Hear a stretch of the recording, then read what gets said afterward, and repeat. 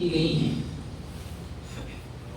ان آیتوں میں اللہ تبارک و تعالیٰ نے سورہ رعد میں اور پھر اسی طرح سے سورہ ابراہیم میں کئی باتیں بیان فرمائی ہیں۔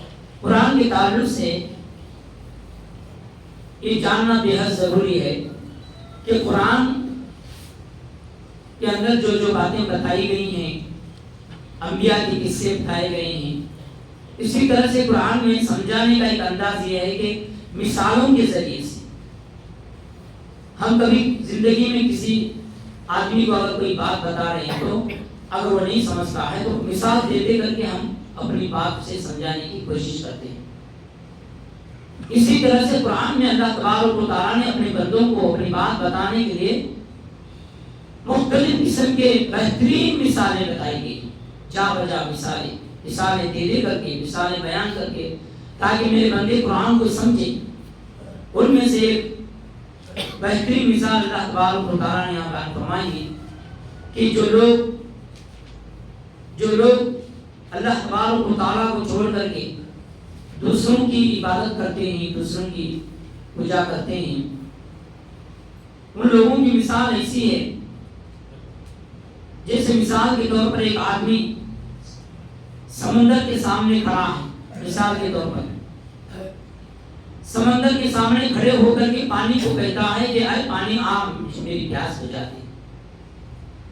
جبکہ پیاسا ہے، شدت کی پیاس لگی، سامنے سمندر ہے، دریا ہے، اور سمندر کے سامنے کہتا ہے کہ تو میری پیاس بجھا دے۔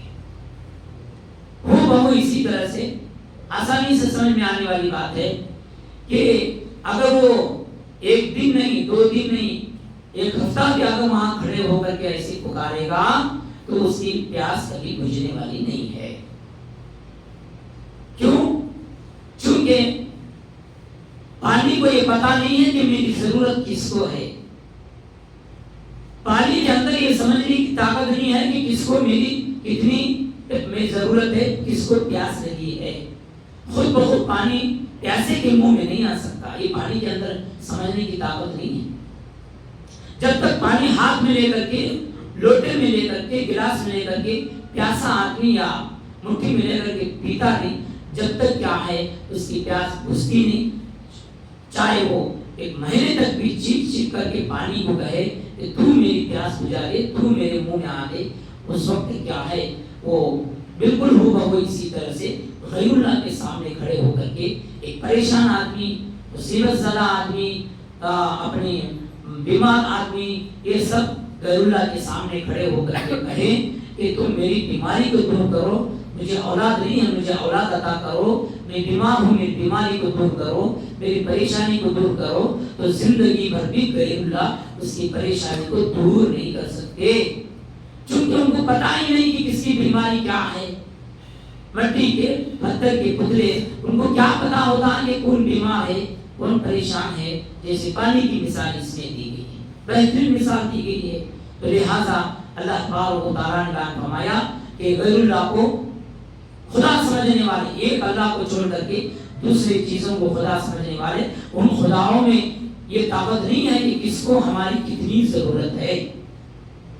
کون آدمی ہمارے سامنے چیخ رہا، کون آدمی ہمارے سامنے اولاد کی بھیک مانگ رہا، یہ سمجھنے کی غیر اللہ کے اندر طاقت نہیں ہے۔ یہ مثال دے کر کے بیان فرمایا۔ آگے اللہ تبارک و تعالیٰ نے بیان فرمایا کہ ایک بہترین مثال بیان فرمایا، ایک مومن کی مثال، ایک کافر کی مثال۔ جیسا کہ میں نے شروع میں کہا، مثالوں کے ذریعے، مثال کی کتاب ہے، مثالوں کی کتاب ہے قرآن۔ مثال کے طور پر ایک اچھا درخت ہے، اس سے ایک مسلمانوں کی مثال بیان فرمائی گئی۔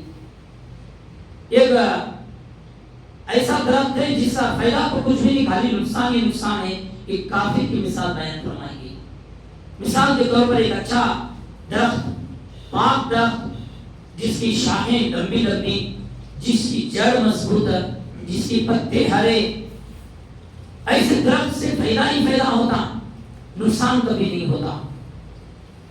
جیسے مثال کے طور پر ایک بڑا درخت ہے، اس کے پھل ہیں، مسافر کبھی آتا، کھاتا، اپنا پیٹ بھرتا ہے، چلتا چلتا مسافر تھک گیا، درخت کے نیچے سو جاتا ہے، اس کی جڑیں بھی بالکل مضبوط، موسم کا اثر کیا بھی نہیں ہوتا، چاہے دھوپ آ جائے، چاہے طوفان آ جائے، چاہے سخت بارش آ جائے، اس کی جڑیں ہلتی نہیں، ایک دم مضبوط ہو جاتا ہے۔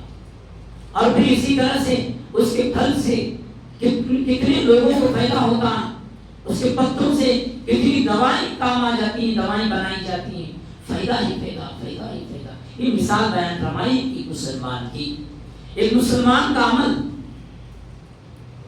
اور ایک مسلمان ایک دوسرے کو فائدہ پہنچانے والا ہوتا ہے۔ ایک مسلمان سے کبھی کسی کو تکلیف نہیں ہوتی، فائدہ ہی ہوتا ہے۔ وہ جہاں بیٹھتا وہاں فائدہ ہوتا، وہاں جہاں جاتا وہاں فائدہ ہوتا ہے۔ لہذا ایک مسلمان کی مثال ایک اچھے درخت سے دی گئی ہے۔ اسی طرح سے ایک کافر کی مثال اس کے اعمال، اس کے کام بالکل کیا ہے، اللہ کو ناراض کرنے والی ہوتی ہیں، کیا بھی فائدہ نہیں ہے۔ ایک ایسا درخت، سوکھا درخت، ایک تو پھل نہیں اس کے اندر، الٹا اس کی شاخیں بھی مضبوط نہیں ہے، کوئی مسافر آئے، کوئی سو کر کے اپنی نیند پوری کرے وہ بھی ناممکن ہے۔ ایک ایسا درخت جس کی جڑیں مضبوط نہیں، ذرا طوفان آیا، بارش آیا، اکڑ کر کے بعد اپنی جڑ سے نکل جاتا ہے، نہ اسے چھو دے سکتا، نہ وہ مضبوط کھڑا ہو سکتا، نہ کیا ہے کسی کو پھل دے سکتا، نہ کبھی کیا ہے کسی مسافر کو فائدہ دے سکتا۔ وہ بہو ایک کافر کی مثال ایسی ہے، اس کے اعمال کی مثال ایسی ہے۔ اس کے مقابلے میں ایک مسلمان جیسے ایک اچھا درخت، مضبوط درخت، طوفان آئے، بارش آئے، کچھ بھی ہو، اپنا جڑ کیا ہے، جڑ سے الگ نہیں ہوتا۔ وہ بہو مسلمان جو ہے تکلیف آئے، پریشانی آئے، بیماریاں آئیں اور مصیبتیں آئیں، دنیا میں اسی مصیبتیں آئیں، وہ اللہ پر بھروسہ کرتے ہوئے ہر مصیبت کا سامنا کرتا، جیسے ایک مضبوط درخت جو ہے کسی بھی طوفان کا جو ہے سامنا کرنے کی اس کے اندر طاقت ہوتی ہے۔ کتنی بہترین مثال بتائی گئی۔ اسی طرح سے ایک مرتبہ پیارے نبی صلی اللہ علیہ وسلم نے سوال کیا کہ بتاؤ دنیا میں کون سا ایسا درخت ہے جس سے فائدہ ہی فائدہ ہے، فائدہ ہی فائدہ ہے، نقصان کچھ بھی نہیں۔ صحابہ بیٹھے تھے، ہر آدمی کے ذہن میں الگ الگ خیال آنے لگا، کوئی کسی درخت کا ذہن میں اسی بات آنے لگی، کوئی کسی درخت کی مثال دینے لگا، کوئی کسی درخت کا نام لینے لگا۔ وہاں پر بیٹھے تھے حضرت عمر رضی اللہ تعالیٰ عنہ کے بیٹے ابن عمر رضی اللہ تعالیٰ، ان کے ذہن میں آیا شاید ایک کھجور کا درخت ہو سکتا ہے، مگر پتہ ہی نہیں، چونکہ بڑے لوگ سامنے بیٹھے تھے، حضرت ابو بکر، حضرت عمر، ان کے ابا بیٹھے تھے، بڑوں کے سامنے زبان کھولنا اپنے آپ کو جو ہے گستاخی سمجھتے تھے۔ بڑوں کے سامنے چھوٹے کتنے ادب کے ساتھ تھے، وہ بھی اس میں مثال بیان فرمائی گئی ہے۔ آخر میں مجلس ختم بھی، اللہ کے نبی نے کہا وہ کھجور کا درخت ہے، وہ کھجور کا درخت ہے، اور وہ کھجور کا درخت ہمیشہ لوگوں کو فائدہ ہی پہنچاتا ہے۔ کتنے قسم کے کھجور، اور کھجوروں میں کھجور کی کتنی طاقت ہے۔ اللہ کے نبی کے بارے میں کھجور کی اگر مثال بیان کی جائے، درخت کے علاوہ وہ کھجور جو ہے غذا کا کام کرتا ہے۔ 40 دن اللہ کے نبی کا چولہا نہیں چلتا تھا، اور 40 دن گھر میں کھانا نہیں پکتا تھا، کیسے گزارا کرتے تھے؟ کھجور کے ذریعے سے گزارا کرتے تھے۔ آپ دیکھتے ہیں ہزاروں قسم کے کھجور، لاکھوں قسم کے کھجور عرب کے اندر، عرب کی سرزمین ایسی جہاں پر کھجور کی پیداوار زیادہ تھی، اس لیے اللہ تعالیٰ نے کھجور کی مثال بیان فرمائی۔ اللہ کے نبی نے کہا وہ کھجور کا درخت ہے۔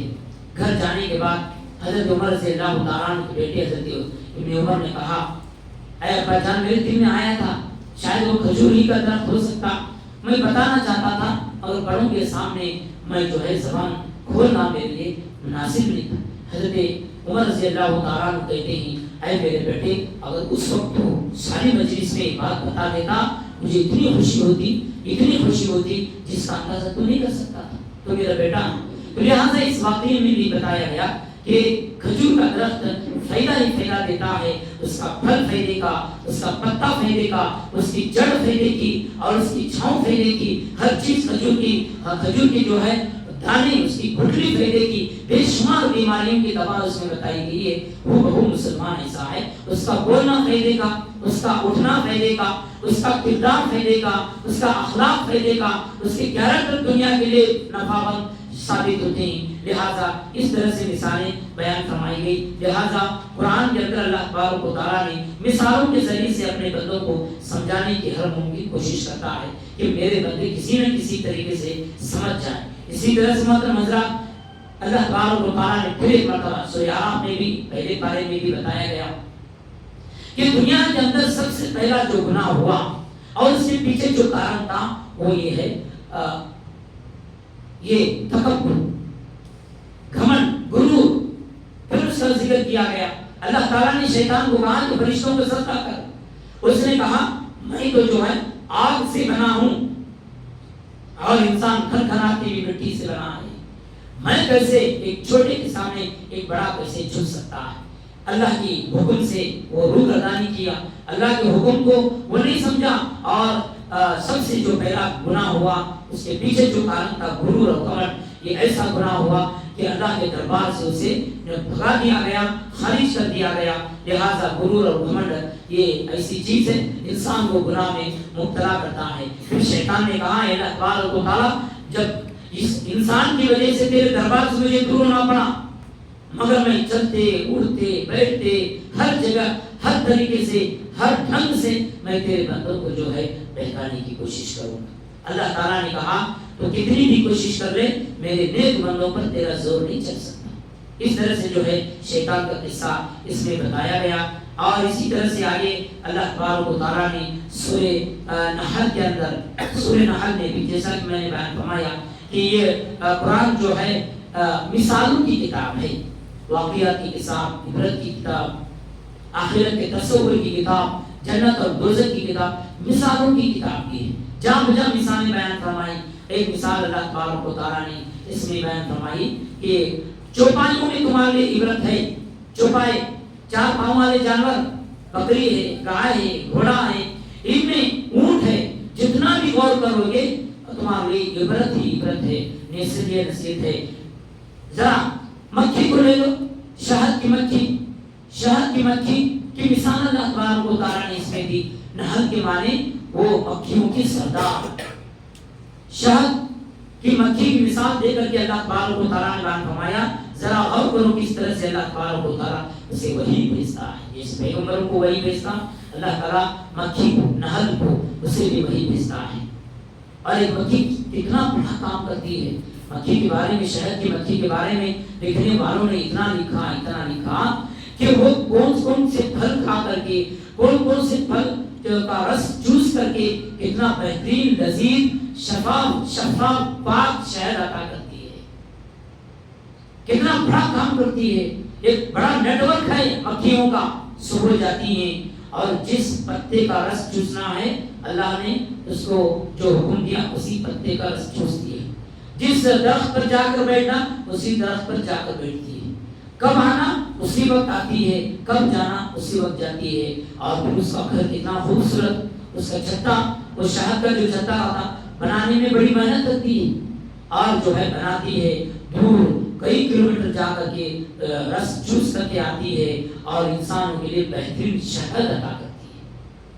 یہ کس کے لیے؟ یہ انسانوں کے لیے. اور شہد کے بارے میں آتا ہے اللہ کے نبی نے فرمایا کئی بیماریوں کی دوا ہے، کئی بیماریوں کی دوا ہے. ایک مثال دے کر کے اپنی بات کو ختم کرتا ہوں.